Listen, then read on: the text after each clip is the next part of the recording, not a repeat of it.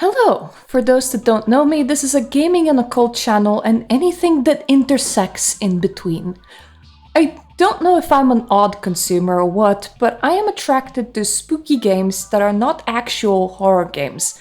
I enjoy the weird, the obscure, the atmospheric, but I don't very much enjoy running away from creepy boogeymen or tiptoeing around an environment fearing that something might jump out at me. That's just not very good for my heart.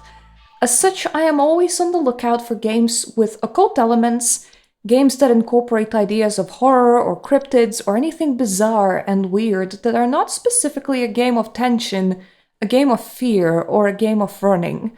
Home Safety Hotline was right up my alley, and when that happens, honestly, I want to share my findings with the world, or in this case, my little humble YouTube channel. In fact, I want to do things like this a lot more often in the coming months, so expect me to cover some very weird games. Now, this is where the review starts. I want to get some of the bad points out of the way immediately.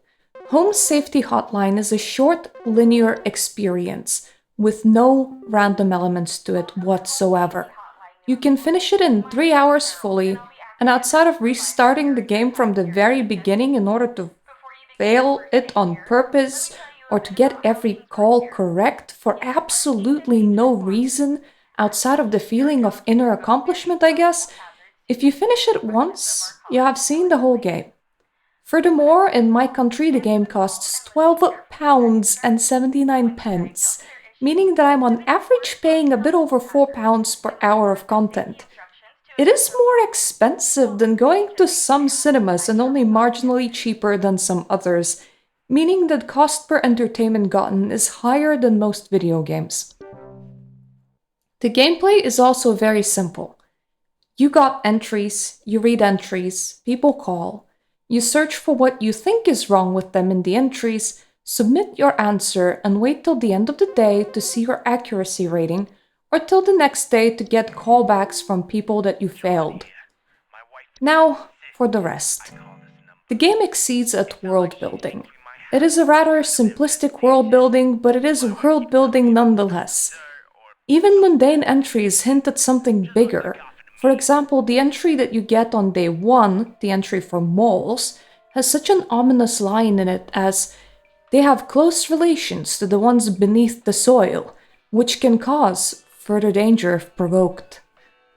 There are small, fulfilling bits to explore, like videos available for you to watch in between the workdays, some of which will only make sense if you get the bad ending or read the developer's art book after finishing playing. I found them to be real joy to engage with, and they reminded me very much of some beloved analog horror YouTube series like the Mandela Catalog. The puzzles were for the most part decent. People in your calls act like people, so they won't always reference exactly what is wrong, but will merely be vocalizing the terror of the symptoms. I failed to get 2 calls right throughout my full playthrough, but sometimes the answers are really a toss-up, as what the caller is explaining to you could vaguely fit multiple different creatures. I really think that it would provide for both a more interesting and a more rewarding gameplay loop if you could at least ask the caller specific predetermined questions to make it easier for you to narrow down exactly what they mean. I do like that there is no time pressure, as you can put up your callers on hold and peruse the entries to your heart's content, and that the warning for malfunctioning system and entries not being available comes very much in advance, so that you know that you'll have to save the information provided to you to your mind, and that some calls will be harder than others. When they happen, they even sound kind of different on the whole call signal, and that's how you know that when you're gonna answer that call, every entry will just like show data unavailable, so you'll have to answer that call from your memory in particularly. Annoyingly, you can't just like delay that call beforehand, but the information about these calls happening comes like way in advance, like a whole day in advance, so it's definitely not without its warning. I do wish that I could delay the first call of the day, though, in order to just have time to myself to read all the new entries, instead of always putting my first caller on a prolonged hold as I peruse my new entries. But once again, the game does not care how fast you answer, so you can put any caller on hold as long as you like. I do have a few small nitpicks. One of them is that I feel like we should have gotten all mundane and non-magical or special in any way entries on the first day. It makes very little sense for my supervisor to tell me not to share this information with anyone and that it is strictly confidential, only to receive such a wonderful entry as carbon monoxide poisoning. I'm pretty sure that there's nothing confidential about that one. My second nitpick is that the ending was very dorky and kind of took me out of the whole vibe of the whole game.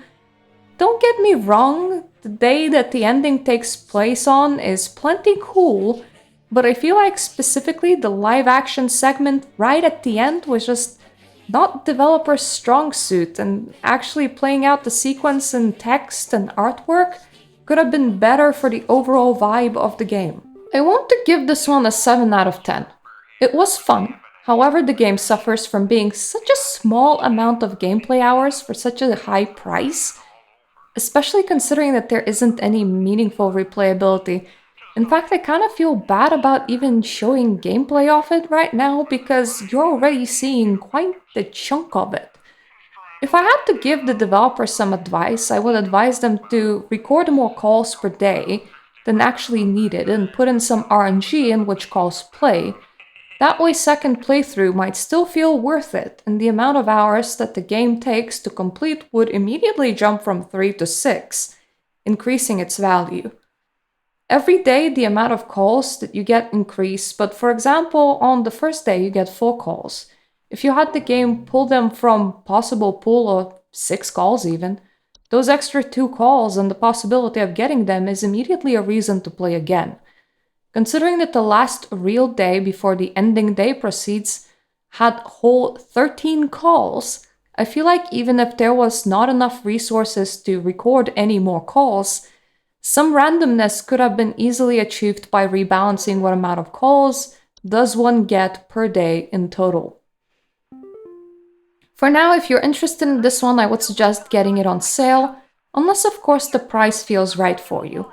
If it does, by all means, support this small indie dev and let us see if we can get more fun little games like this one in the future.